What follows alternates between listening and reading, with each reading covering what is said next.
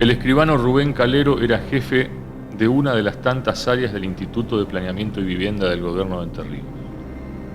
Tenía 49 años, 4 hijos y era un hombre tímido.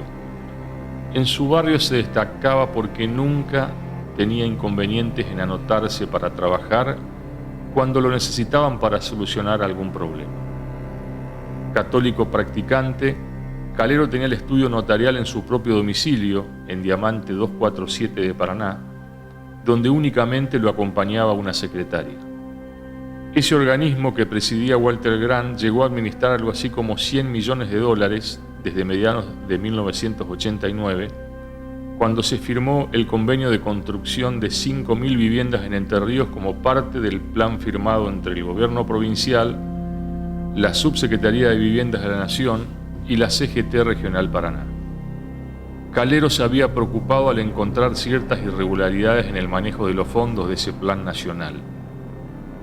Se lo advirtió a 2 funcionarios de su confianza de Casa de Gobierno y le dijeron que se callara la boca, que estaba todo arreglado a nivel nacional y que nada se podía modificar. En julio de 1989, Carlos Menem había asumido como presidente de la Nación. Pero a su vez, Calero había tenido algunas negociaciones personales con prestamistas de Paraná, lo que le generó cierta preocupación a allegados directos de su familia. La desaparición de Rubén Calero fue comunicada a la policía de Entre Ríos por su esposa, Nilda Brezán, en la madrugada del miércoles 5 de junio de 1991. La mujer de Calero trabajaba en un despacho que estaba a no más de 10 metros de la oficina del ministro de Gobierno y Justicia, Hernán Orduna, en un área que dependía del alto funcionario. Orduna tomó el caso en forma personal.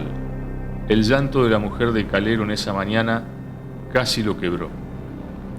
El escribano había sido visto por última vez en horas de la noche del martes, tras participar de una reunión en la sede del PJ. Su auto apareció abandonado el jueves por la mañana. Hacía no más de 2 meses se lo había comprado al entonces director de rentas de la provincia, Oscar Horacio Mori. El coche apareció detrás del barrio Mosconi 1, que estaba en construcción. Le faltaba la batería, el estéreo y tenía manchas de sangre en el asiento trasero. Calero fue encontrado en el río a los pocos días. Lo mataron asfixiándolo con un torniquete en el cuello y un puntazo en el estómago.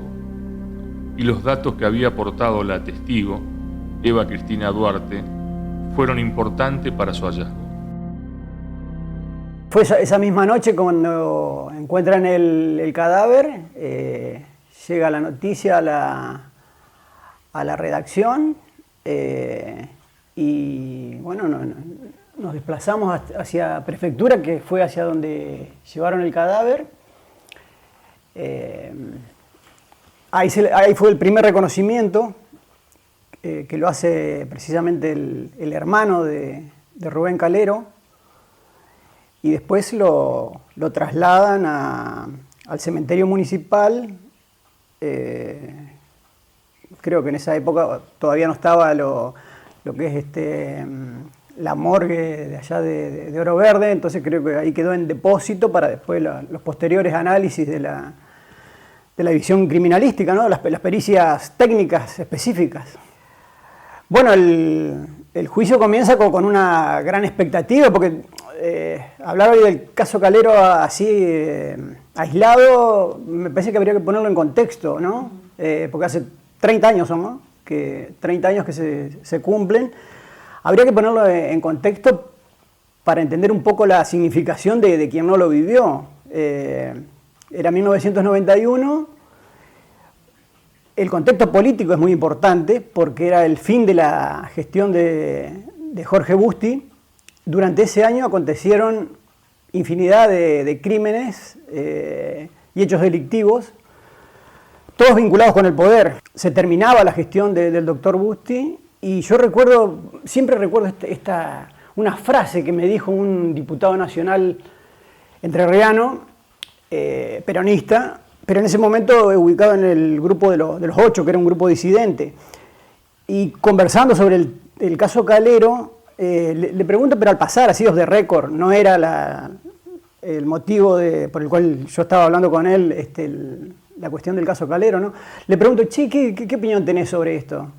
Y mirá, me dice, se termina el gobierno y se terminan los negocios. Entonces, era una gran cantidad, como te digo, había fuertes tensiones internas dentro del mismo gobierno, enfrentamientos muy, muy marcados.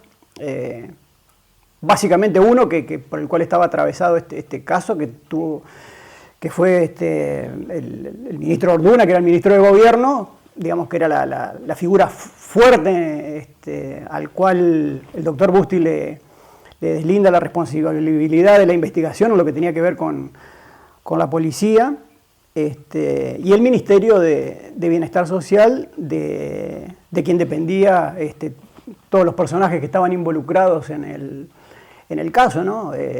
Que por otra parte eran empleados o funcionarios de la Secretaría de Salud. En el caso de Romero era el inspector Emilio Romero, el inspector de hospitales. Lenzi también era empleado de salud pública. Fadil, otros personajes que no pudieron ser involucrados judicialmente en la causa, pero había rumores, hubo indicios, hubo testigos incluso, algunos que off the record me confiaron de la participación de otros integrantes de la Secretaría de Salud, ¿no? en el caso. Yo me acuerdo que trabajábamos toda la redacción en torno prácticamente a eso, porque era un caso, fue paradigmático por el hecho de que nunca antes había quedado tan de manifiesto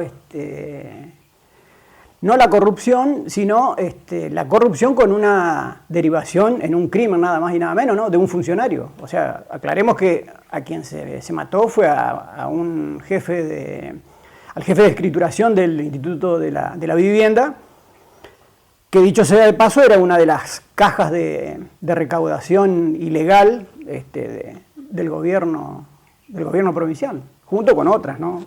Precisamente, y uno de los móviles se podría vincular con eso, ¿no? Esto que me decía, esta frase tan cruda, ¿no? Se termina el gobierno y se terminan los negocios. Seguramente Calero puede haberse, en el supuesto de los móviles, ¿no? que uno investigó y de lo que se comentaba por ese entonces, seguramente Calero se había quedado con algo o sabían de algo que administraba Calero ilegalmente y lo mandaron a apretarlo, hablando en la jerga, para recuperar lo que él se había quedado, o directamente, sabiendo que cumplía esa función, pedirle determinadas cuestiones, ¿no? Porque en ese momento se hablaba de que en el testimonio de Eva Duarte consta que ella escuchó que se le pedían determinados papeles, escrituraciones, se le pedían las planchas. En ese momento se especuló que las planchas podían ser planchas para falsificar dólares, que eso también siempre estuvo esa información o esa versión, yo nunca la pude corroborar, obviamente, porque, de que se imprimían dólares falsos en la imprenta oficial. Ese año fue, el 91 fue creo que nunca los que estuvimos en ese momento, nunca tomamos dimensión de todo lo que aconteció ese año, porque era de una vertiginosidad extraordinaria. O sea, explotaban casos de corrupción, había crímenes, el asalto al Roballos, el asalto al Banco Municipal, después ajustes de cuentas permanentes. Y desde el principio me vienen a ver para asumir como querellante. Yo creo que en aquella época no había querellantes, actuábamos como actores civiles, pero teníamos participación en el proceso penal. Yo me acuerdo de muchas cosas. En primer lugar, porque lo primero que ocurrió fue que no se lo encontraba Calero por ningún lado. Estaba también el testimonio de una mujer que se llamaba Eva Duarte, y esta mujer contó que Calero había sido secuestrado por un grupo de personas, y que, tenía heridas, había sido herido, y describió dónde estaban las heridas. Al tiempo recuerdo que encuentran a Calero flotando en el río, pobre, ¿no? Calero había sido compañero mío de la facultad, así que yo lo conocía perfectamente.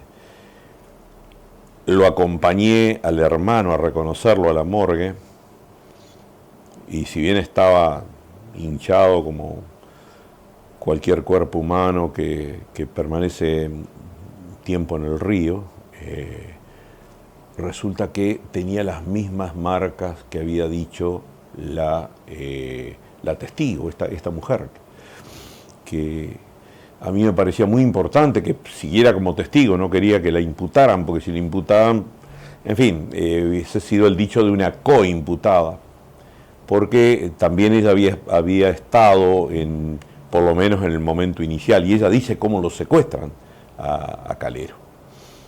Bueno,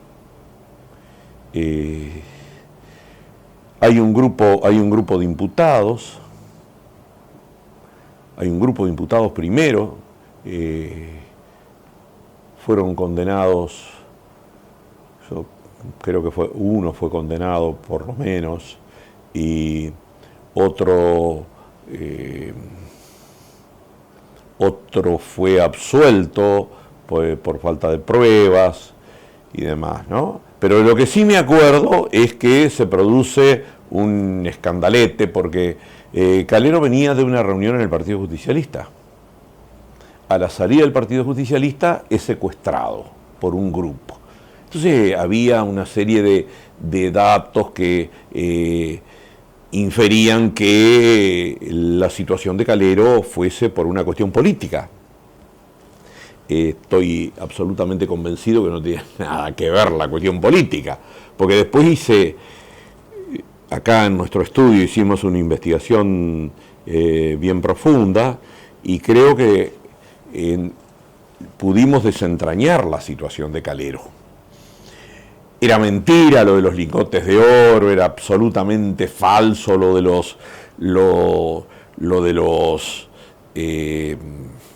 la búsqueda de unas placas de dólares y demás, una cantidad de misterios que se tejieron, alrededor de esta situación de Calero. Yo me acuerdo que fuimos y revisamos expedientes y demás, y vimos claramente cómo había sido. Calero era escribano, y lo que ocurrió, a nuestro modo de ver, fue lo siguiente. Calero tenía animales en un pequeño campo que pertenecía a una persona que le había pedido un préstamo a Tórtul. Tórtul era un prestamista, a quien yo conocía desde mi infancia, porque había sido lechero en mi casa. Y usted sabe que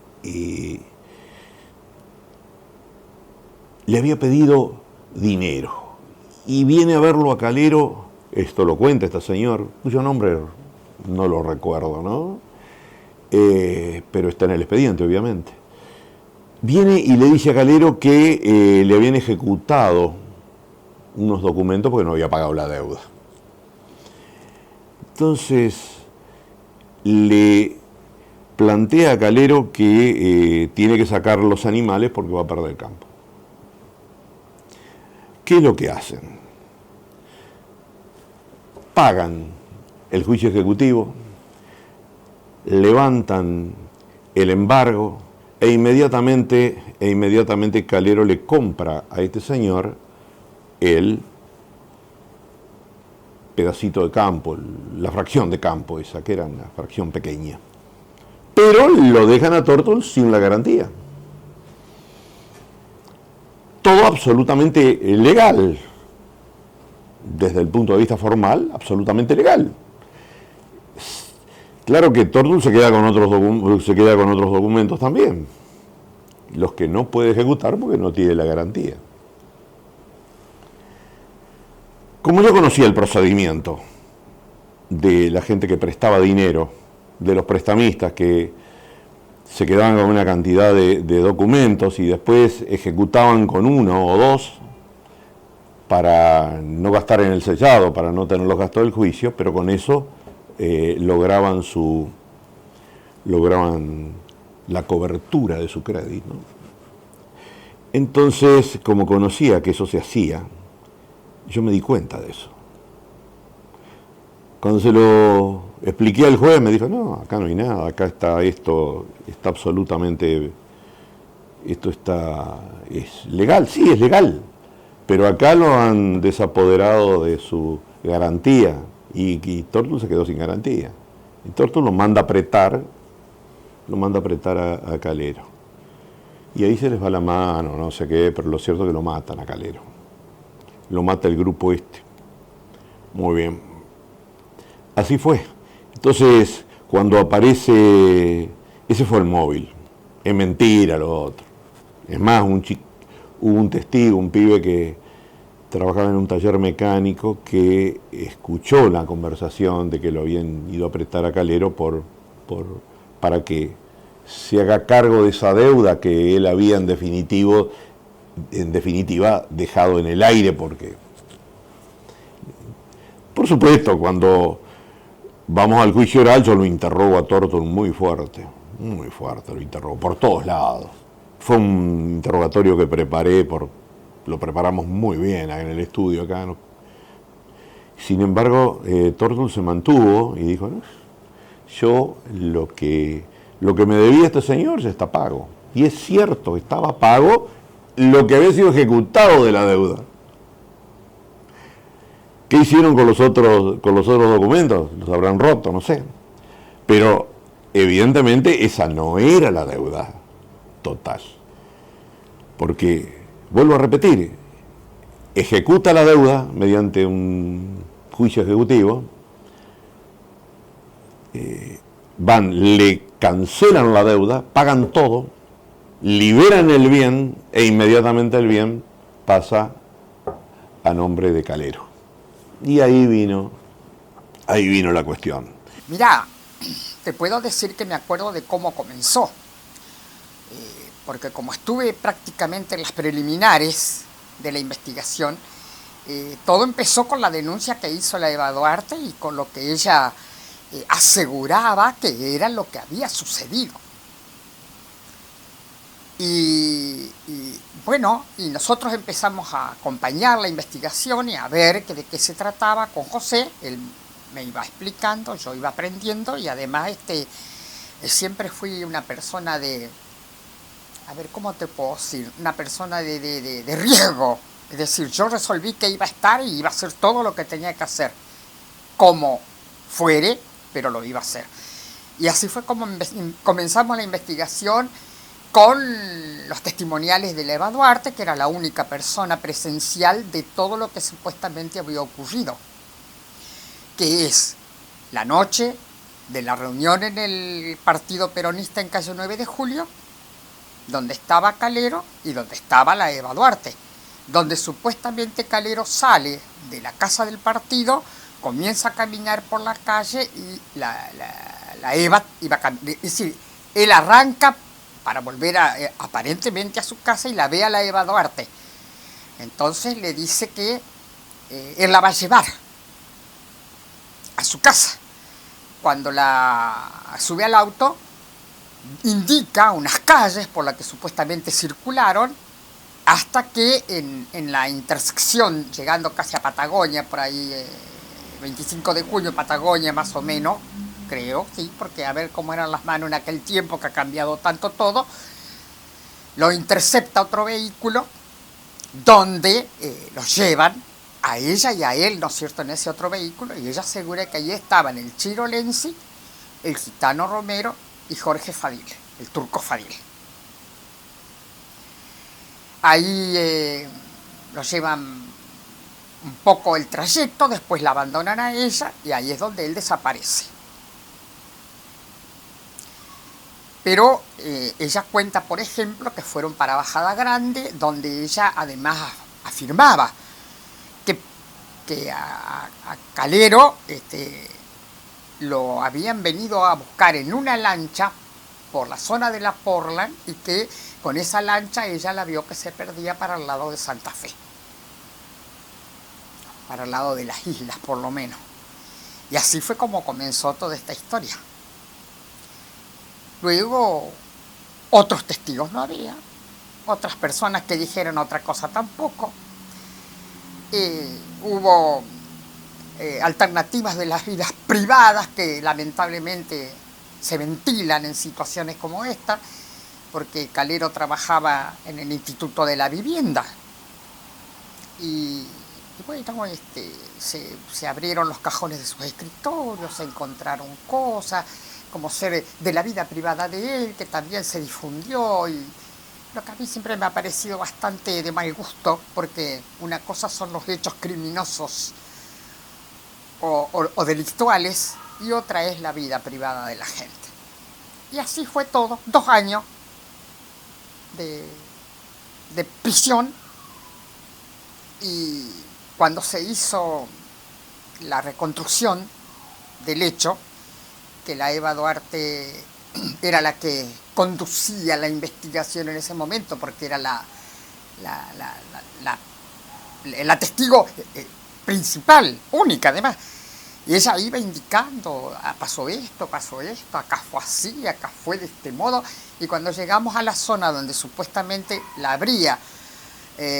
habría encontrado esa lancha donde subieron a Calero para llevárselo, en el momento en que ella está explicando todo,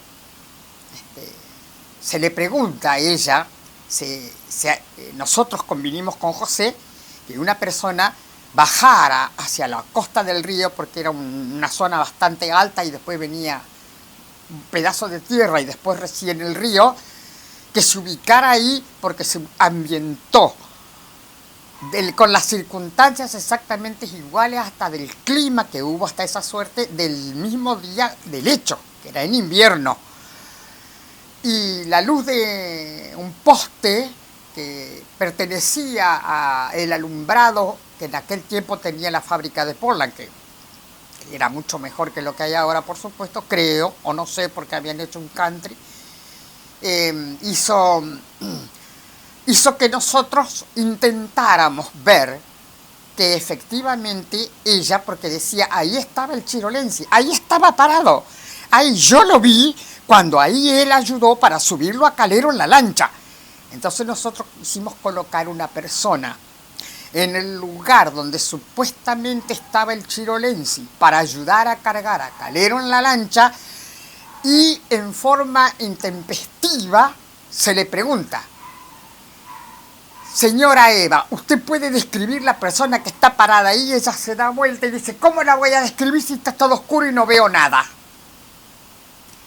Ese fue el origen de la libertad de Lenzi, que sale de la causa porque la misma Eva, que lo había colocado como uno de los partícipes principales de este hecho, lo desvincula al no poder reconocer o no poder describir la persona, y entonces cómo la había visto la noche del hecho.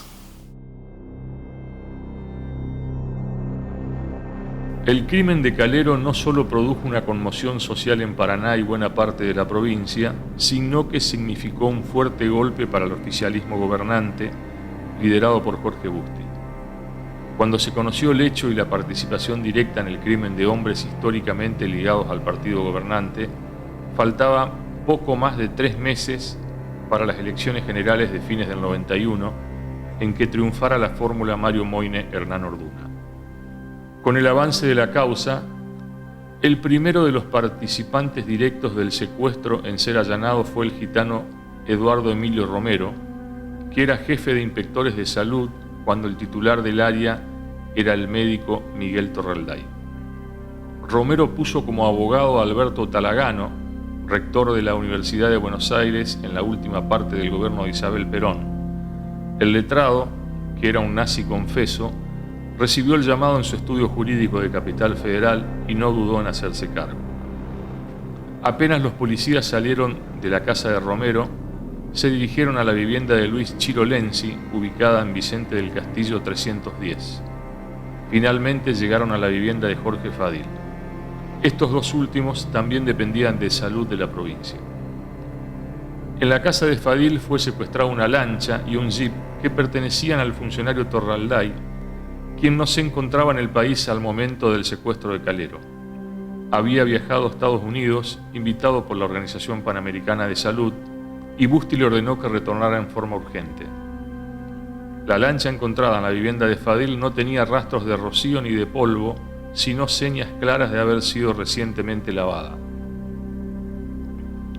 Tanto en el Peugeot 504 que pertenecía a Calero, en el Torino secuestrado donde habían trasladado al escribano, y en la embarcación, personal de criminalística de la policía levantó muestras de pelos y se encontraron con algunas sorpresas. En el vehículo de Calero hallaron 2 pelos de Eva Duarte, en la lancha de Torralday encontraron otros pertenecientes a Calero y Lenzi, y en el Torino encontraron cabellos de Lenzi y uno guardaba similitud con los del gitano Romero.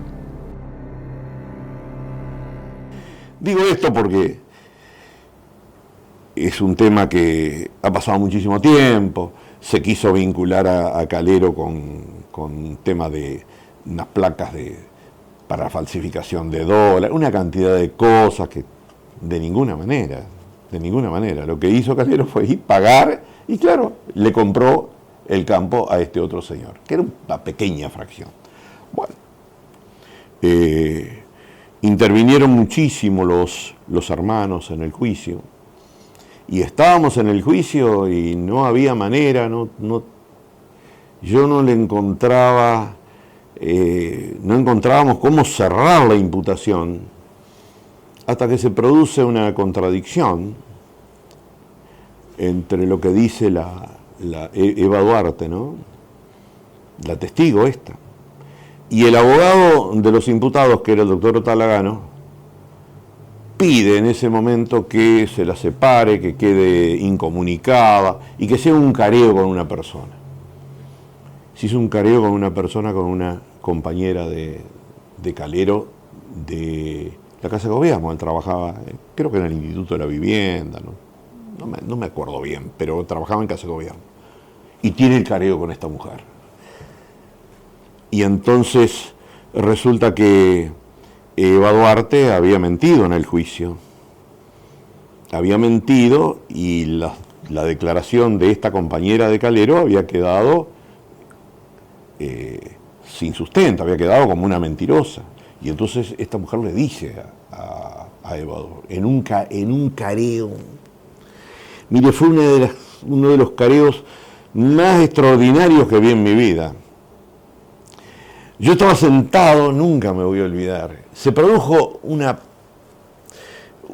situación tan potente, emocional, tan potente, porque Eva Duarte le decía, me van a matar mis hijos, por eso no digo.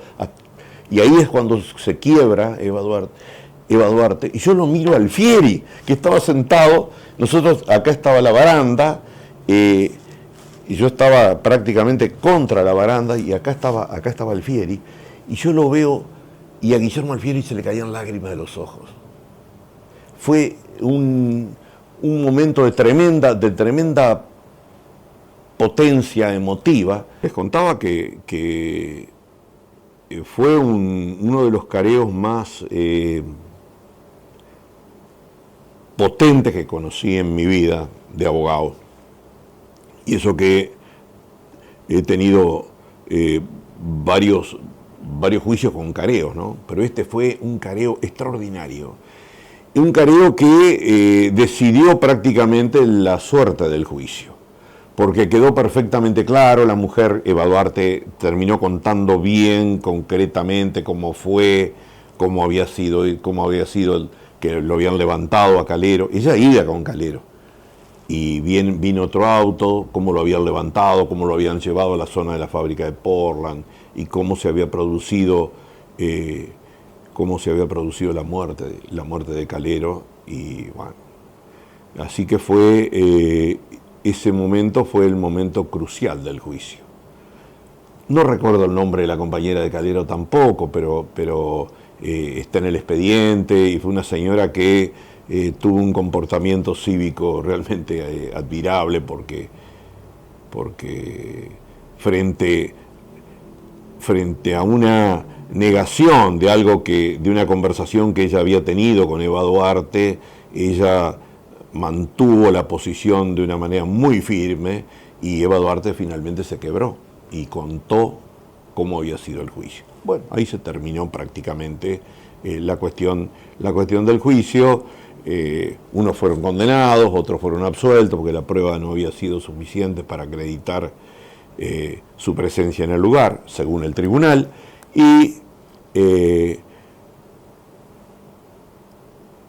salió la sentencia y quedó resuelto, a mi modo de ver, el caso Calero. Por supuesto que no estuvimos de acuerdo con todo lo que había dicho el tribunal respecto de las personas que habían sido absueltas o las personas que no fue condenado, pero el caso, desde el punto de vista de toda esta leyenda de los lingotes de oro y todo eso, no fue así. Esto fue tal cual yo se lo estoy diciendo.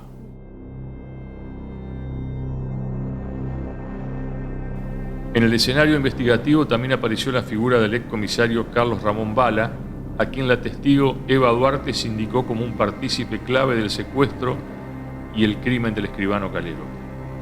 Bala fue detenido con un arresto administrativo dispuesto por la superioridad ante las dudas planteadas por parte de 2 testigos, de los cuales nunca pudo saberse la identidad por razones de seguridad. Ambos reconocieron ante el ministro político y ante el fiscal del Superior Tribunal de Justicia, Miguel Carlín, que Bala era uno de los partícipes del atraco al Hospital Roballos de la capital entrerriana, producido el 31 de mayo de 1991, en el cual fue asesinado el cabo de policía Vicente Tarnowski.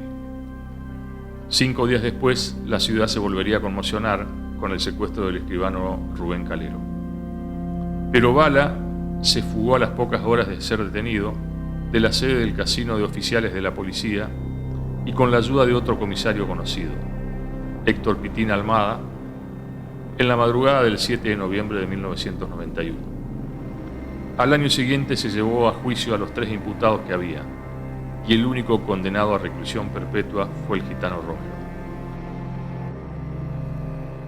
El juicio básicamente se puede resumir en que la estrategia defensiva, tanto de Romero como de Fadil, como de Lenzi, se orientaron en socavar la credibilidad de Eva Duarte, ¿no? De la testigo de cargo. Que esa fue la gran fortaleza y a su vez la gran debilidad de esta causa, porque todo giraba en torno a Eva Duarte. O sea, Eva Duarte hacía temblar el gobierno de Busti en función de lo que iba declarando, ¿no? También un momento muy, muy importante fue cuando, en cierto modo, había un enfrentamiento, obviamente, de los procesados por ese entonces con el ministro Orduna, ¿no? Y Bala estaba prófugo. Entonces,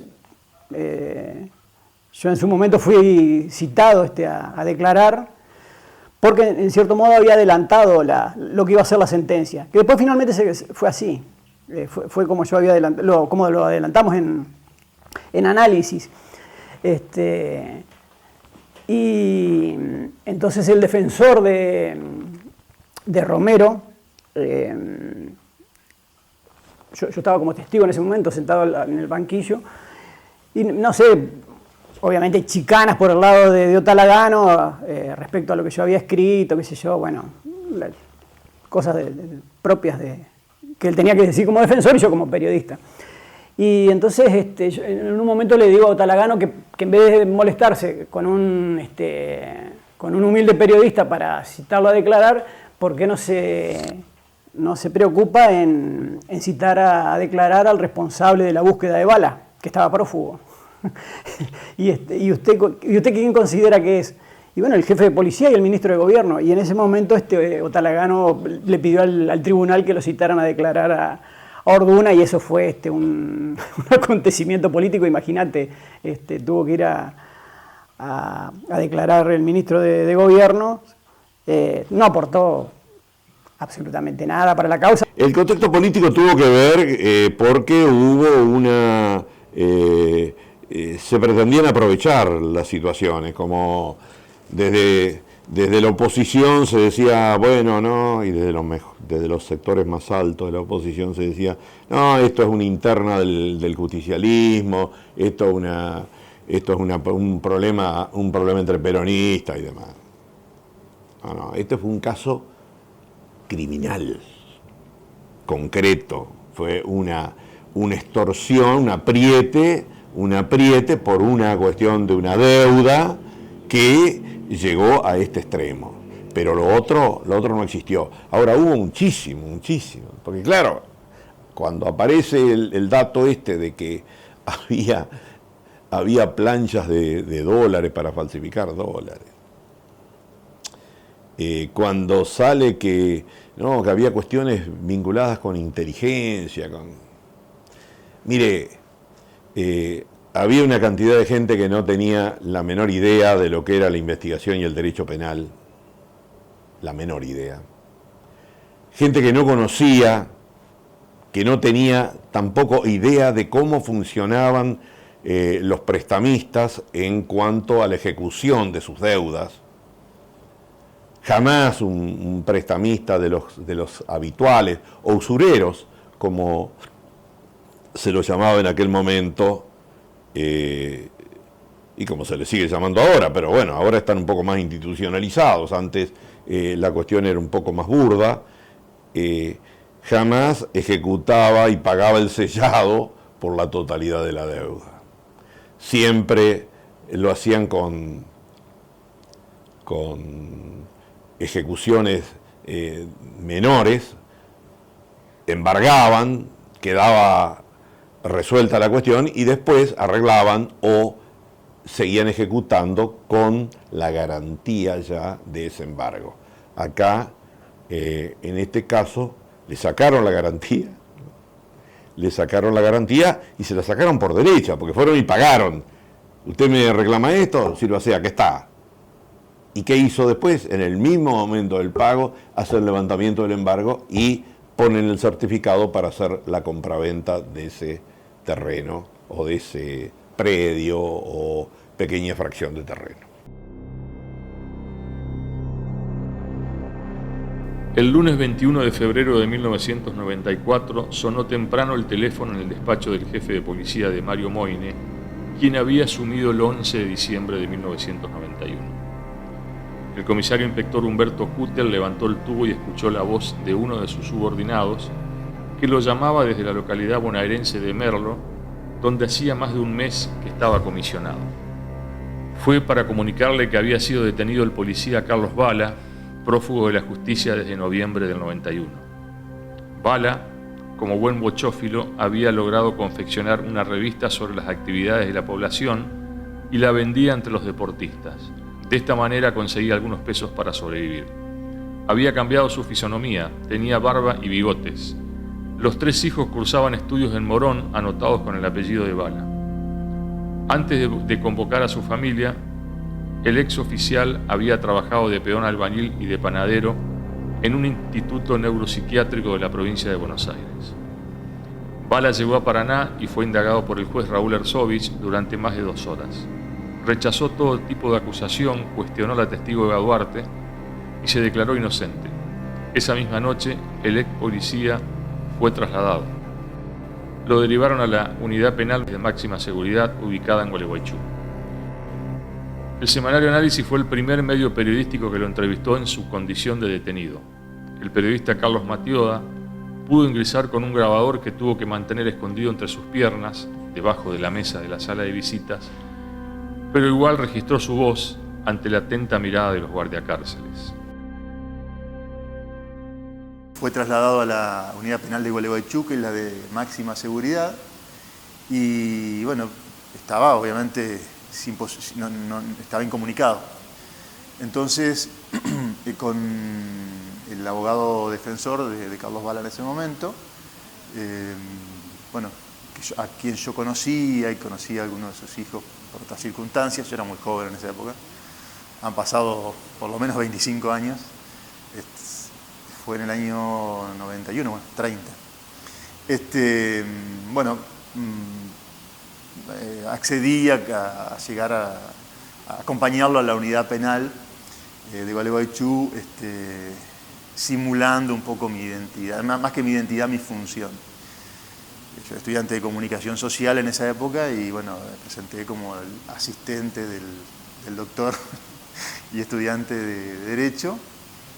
Y bueno, pude acceder a la entrevista en la del abogado con Bala. Me costó muchísimo explicarle que le íbamos a hacer una nota porque no entendía. Cuando me reconoció se puso bastante agresivo porque no compartía obviamente las publicaciones de Análisis, las rechazaba, digamos. Pero bueno, finalmente bueno, entendió que era una situación que le favorecía. Bueno, yo hice la nota de una manera bastante rara porque había una mesa que le faltaba una pata. Entonces yo apoyé la rodilla ahí con el grabador escondido, un pequeño grabador que me había regalado mi mamá, que debí dejar después ahí en la celda, en la sala esa. Y bueno, hicimos una nota y él hablaba sin parar. Bueno, después me traje nada más que el microcassette. Vos te acordás que en esa época estaban de moda esos Made in Paraguay. Y bueno, salimos de la unidad penal, llegamos a la parte que te devuelven el documento, empezaron que no, que sí, que quiénes son ustedes, que este fulano quién es, qué sé yo. Y en un momento que llegó, no sé, el panadero, quién, agarramos los documentos y salimos con el abogado, a quien no menciono, pero porque después fue juez, pero que tengo un gran recuerdo. Y bueno, creo que hasta Gualeguay no hablamos del susto. Y en esa época estaba en el ET14 Adrián Truco. El gobernador era Mario Moyne, el ministro de gobierno era Hermo Pesuto. Bueno, Truco, un colega ya fallecido, tenía un programa que era bastante, digamos, crítico del gobierno provincial, bueno, se escuchaba bastante. Y en ese programa se pasaban unos cortes de análisis. Entonces, el corte que hicimos para esa semana era Habla Bala. Bueno, obviamente que generó un gran impacto ya la publicidad. El Ministerio de Gobierno sacó un comunicado diciendo que la nota no era cierta. Entonces, en un despliegue de tecnología inimaginable para la época, la revista se repartió en los medios con un fragmento de la grabación.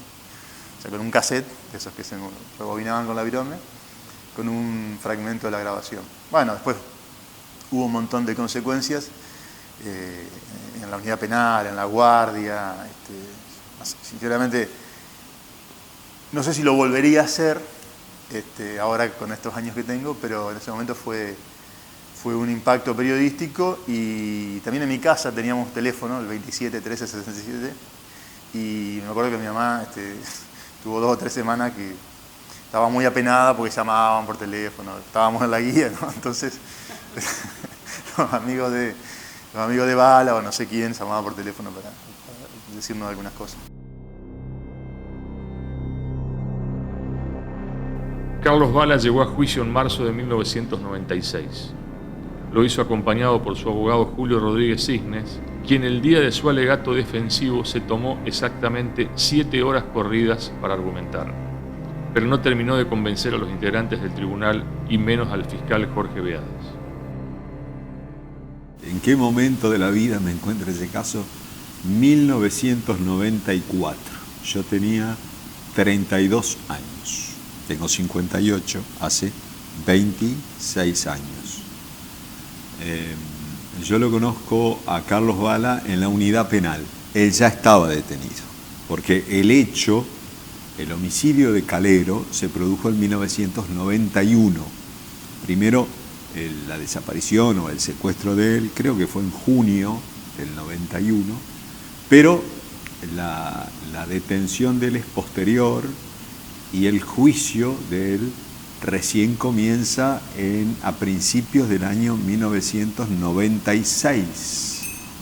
O sea que yo lo conozco en el 94, allí en oportunidad que se había producido también el homicidio de Lucio Dato.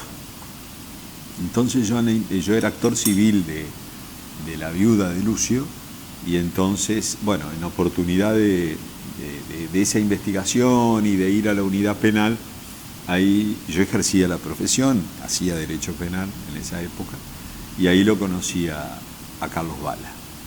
Bueno, y me encargó que era difícil porque lo conocí en su celda, era el invierno del año 94, hacía un frío tremendo y él estaba en su celda y ahí nos conocimos y ahí tuvimos una entrevista y yo acepté la defensa. Era muy difícil en ese momento porque había una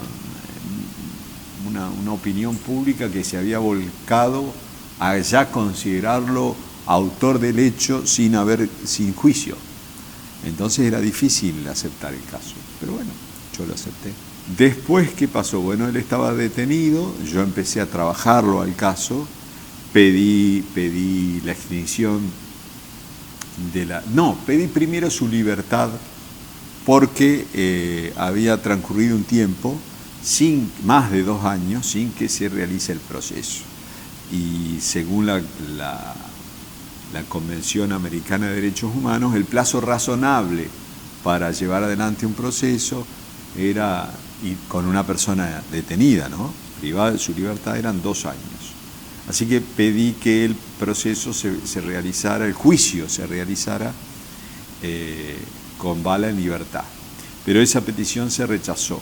Y ya después se hizo el juicio propiamente dicho. En aquel momento no era como ahora que había una investigación preliminar, los fiscales piden el juicio y hay un juez de garantía. No, en aquel momento era todo lo mismo, era juez de instrucción, el juez de instrucción terminaba su parte y pasaba el proceso a instancia de juicio. Bueno, se conformó el tribunal, como habían intervenido muchos jueces ya penales antes, se excusaron todos. En consecuencia quedó constituido el tribunal con 3 jueces del fuero laboral. Y bueno, comenzó el juicio, muchos testigos, fue un juicio televisado, un juicio que acaparó la atención de muchas personas en Paraná y lo fuimos llevando adelante, hubo reconocimiento, fue intenso el juicio, hicimos un reconocimiento en el supuesto lugar donde lo habían secuestrado a Calero, en Bajada Grande, bueno, testigos, escribanos que estaban de testigos, bueno, y Eva Duarte, la testigo de cargo, y que fue la única prueba en la cual se sostiene esa acusación y se sostuvo la condena. No había ninguna otra prueba que sirviera para sostener la condena, como finalmente fue.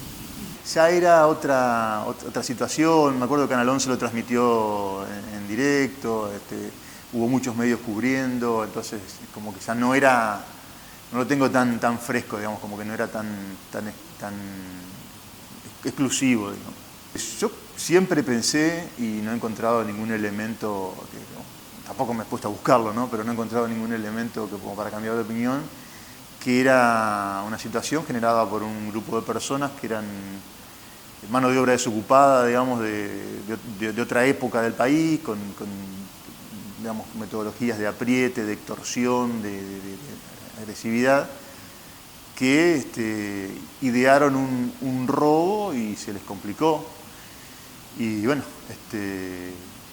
quiso la situación que finalmente se descubriera. Yo no puedo evaluar porque no soy abogado ni he seguido el caso, el hecho, pero creo que Bala era el responsable de esta situación. Y que, bueno, nada, cuando veo la calle Cabo Tarnowski, pienso sobre todo en el daño a ese pobre hombre, ¿no? Mi papá era policía, también era cabo en esa época, y pudo haber estado él de guardia ahí en el Roballos el día de pago, y que lo maten así fue una cosa muy dura. Y además, hacia adentro de la fuerza también dividió aguas. Yo insisto con esto, ¿no? Ponerlo al caso en el contexto político de ese momento, para que sirva de experiencia, ¿no? Porque bueno, hoy por hoy se dice la corrupción mata, ¿no? Con otro sentido, pero bueno, en este caso la corrupción mató a una persona, y bueno, tuvo su... En este caso hubo justicia, hubo un proceso con sus cuestionamientos o no, como siempre los hay, pero es una reflexión sobre la endeblez institucional, ¿no? de nuestro sistema. En el caso de la provincia, bueno, y en el caso nacional, pero esto nos compete en lo que tiene que ver con la provincia, porque ese caso, si uno... Es más, si se pudiera... que ese trabajo yo nunca lo hice porque uno está en la dinámica diaria periodística, pero con cierta perspectiva histórica habría que vincular el caso Calero en ese momento con tantos otros, ¿no? Porque fue un año paradigmático, como tantos otros, lamentablemente después como tantos otros años posterior a ese. En ese momento uno todavía con poca experiencia o tal vez con cierta esperanza, pensaba que podía ser un punto de inflexión desde lo político y desde lo judicial, a partir de que hubo justicia, de que salieron a la luz toda una serie de hechos de corrupción, pero evidentemente no sirvió para mucho. El juicio fue un juicio muy publicitado, que acaparó mucha atención. Desde mi perspectiva, no fue un juicio en el que las pruebas fueran suficientes para condenarlo, para nada, porque ya te digo, era el testimonio de Baduarte, después no había otra cosa. Bala había, por el contrario, había probado de que él no había estado en la ciudad de Paraná, había testigos que acreditaban que no estaba en Paraná, que estaba en Buenos Aires, la esposa también sosteniendo lo mismo, había documental, tarjetas de crédito. Sin embargo, nada de eso fue suficiente, porque yo creo que había una condena de antemano. Estaba primero detenido y ya había sido condenado Romero. Romero había sido condenado con la misma prueba, es decir, el testimonio de Duarte. De manera que el juicio de Bala era casi un trámite. Sin embargo, el tribunal dudó muchísimo y el doctor Blanc, que era el presidente del tribunal, hizo un voto impecable y él se manifestó por la absolución por aplicación del principio de que en la duda a favor del imputado, es decir, a favor de la libertad del imputado, del acusado. Y Blanc sostuvo firmemente esa postura en un voto, para mí el mejor de los 3 votos, por supuesto. Luego creo que fue el doctor Mucio, hizo un voto muy complicado, muy errático para llegar a la conclusión de la condena, y el doctor Galeano prácticamente en un párrafo adhirió. Con lo cual sí, fue un juicio con un resultado muy cuestionable, muy cuestionable. Pero bueno, fue el año ese juicio terminó en el año 95. El 95 fue, no, perdón, 96. 96 hace 25 años, fue la condena. El fiscal Beades pidió la reclusión perpetua para el excomisario Carlos Bala y argumentó cada una de las pruebas que se habían logrado en la investigación y las contradicciones que aparecieron en el juicio oral y público en medio de una particular tensión. Y bueno, ese juicio se realizó, duró bastantes jornadas, me acuerdo, muchos días. Hubo prueba nueva que se produjo, lo cual fue alongando. No, y ahora ya no recuerdo cuánto duró, pero ciertamente duró bastante más de un mes. Y bueno, a su término, ambas partes, por mi parte la acusación, por parte del actual fiscal de Estado, el doctor Rodríguez Íñez, que era el defensor de Bala, hace también sus alegatos en defensa de su cliente, y el tribunal, que era un tribunal ad hoc porque habían sido recusados los 3 jueces anteriores por el hecho de que ya habían emitido opinión en la causa contra Romero. Entonces era un nuevo tribunal que lo integraban el doctor Blanc, que lo presidía, el doctor Mucio y el doctor Gagliano. Bueno, ese tribunal, por mayoría, resuelve condenar a Bala. La audiencia terminó, por lo que recuerdo, de una manera bastante tumultuosa. Arrojaron sillas, en fin, una actitud comprensible en el dolor, en la angustia, qué sé yo, que sintió la gente que estaba ahí presente, familiares, amigos, allegados a Bala. Pero que por supuesto no justifico en modo alguno porque es una reacción realmente desubicada, ¿no es cierto? Recuerdo que hasta una silla me pasó por arriba de la cabeza, no sé cómo no me dio. Se rompieron vidrios de los escritorios, o sea, se produjeron algunos daños en la sala de audiencias. Y bueno, así de esta manera terminó el juicio a Bala. Fue en casación ante la Sala Penal del Superior Tribunal de Justicia, que integraban en esos momentos los doctores Chiara Díaz, Carlín y Carubia, y confirman la sentencia dictada por la Cámara del Crimen. Lo que no recuerdo es si este proceso terminó en la última instancia, que sería la Suprema Corte. No me acuerdo si fueron con un recurso extraordinario ante la Suprema Corte de Justicia de la Nación, pero sea como sea, la sentencia quedó firme y bueno, Bala debió cumplir la condena que se le aplicó, que era similar a la condena que había recibido años atrás Romero. Él lo que hizo siempre a mí me llamó muchísimo la atención, es que él sostenía de una manera inquebrantable su inocencia. Generalmente una persona cuando en realidad es autora del hecho, en algún momento se conforma con la situación. Pero Bala, desde el primer día que yo lo conocí, hasta el último día que no lo vi nunca más, sostuvo su inocencia. Él y su esposa. Nunca, jamás yo vi dudas respecto a eso, ¿no? Siempre fue la inocencia. ¿Cómo lo veo? Creo que si hoy hubiera sido, no lo hubieran condenado. O sea, con la evolución del derecho penal de hoy no lo hubieran condenado.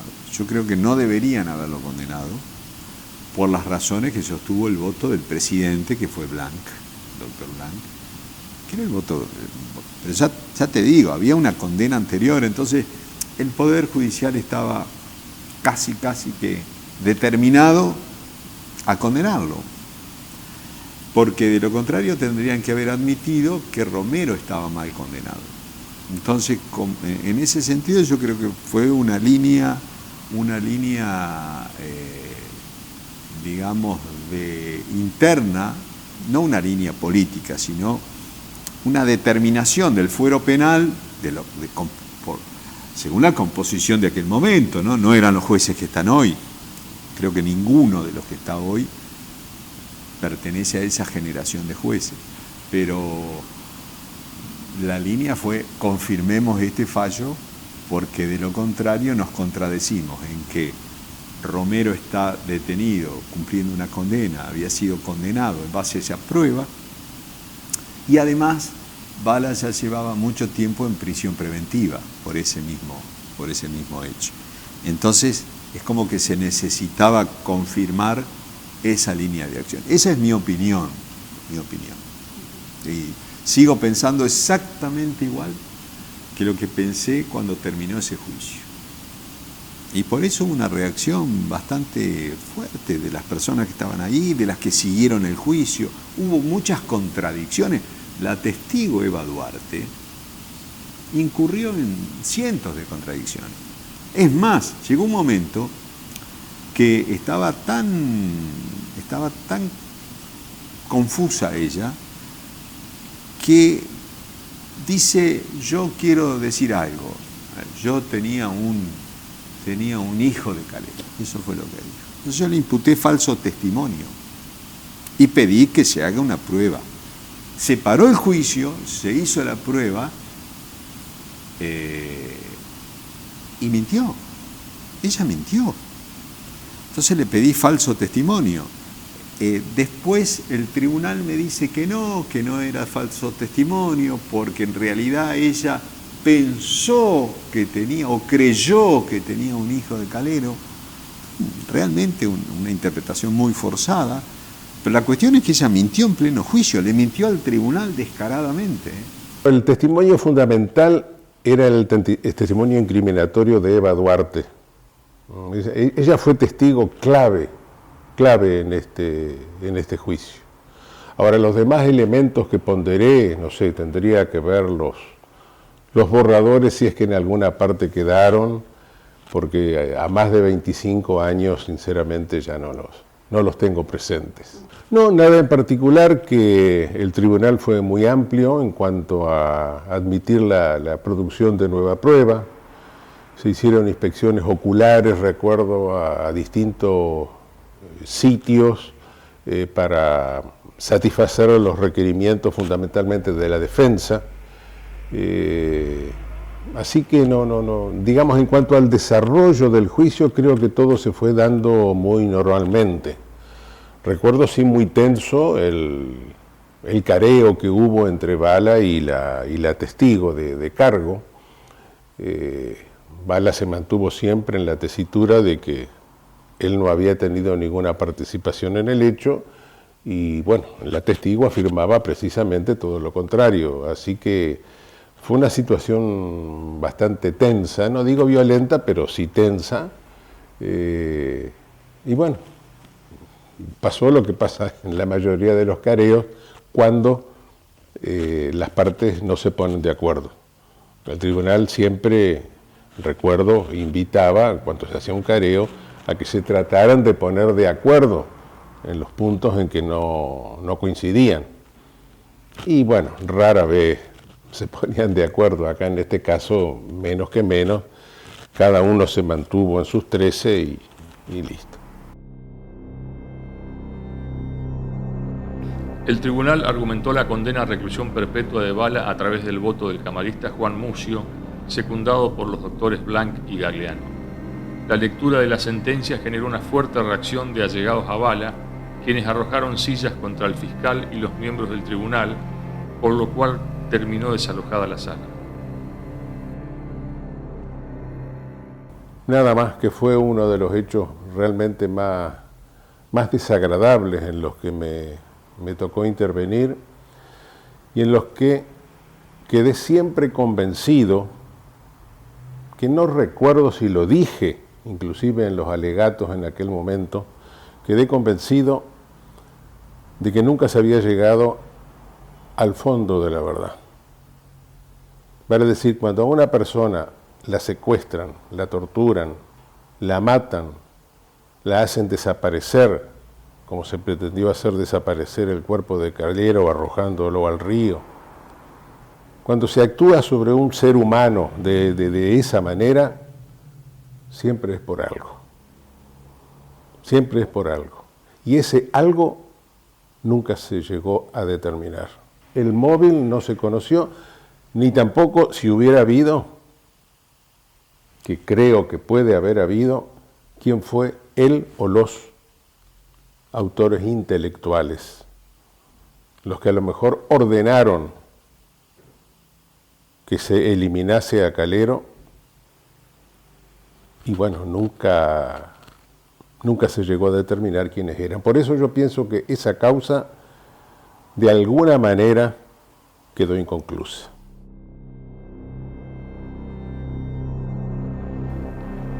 Ninguno de los condenados reconoció alguna vez su participación en el secuestro y crimen del escribano Calero. Fueron 2 las personas condenadas de un grupo de por lo menos 5 que lo secuestró, torturó y asesinó. La justicia nunca más siguió avanzando en la investigación. Tampoco nadie preguntó más. Fue mejor el silencio para muchos, quizás para demasiados.